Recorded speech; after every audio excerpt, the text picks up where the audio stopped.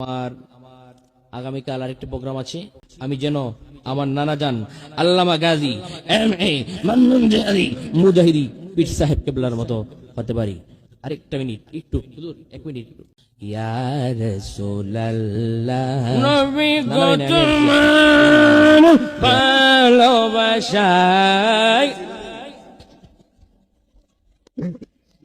নবী গো তোমার ভালোবাসায় আল্লাহ পাওয়া যায়। আমার এই ছোট ভাইটা, সে আমার ব্যক্তিগত কোনো শত্রু না। আমি শুধু তাকে 2-4টা কথা বলার জন্য আসলাম এইখানে।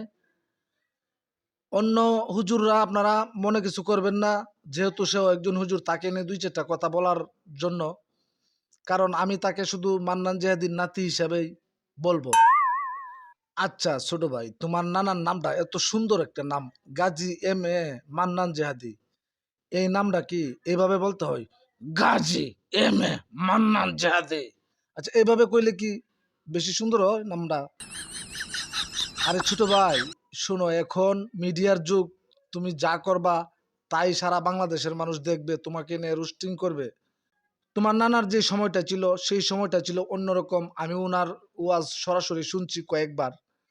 ওই সময়টা ওনার কিছু দাঁড়ে কিছু বাড়ে কাইটা গেছে।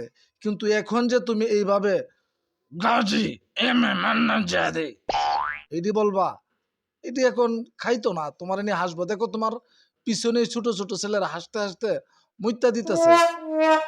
আমাদের এলাকায় জ্যৈষ্ঠী মায়ের দিন গরু কিন্তু মানুষ শহরে ছেড়ে দিত।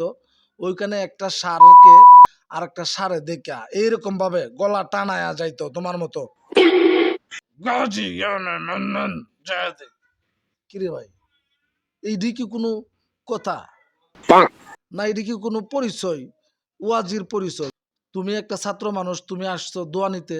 দোয়া নেও, সুন্দরভাবে মানুষকে বলো, মানুষ তোমাকে দোয়া করে দিব। কিন্তু এইভাবে যে সরাইলা মুরগির মতো গার টানায়া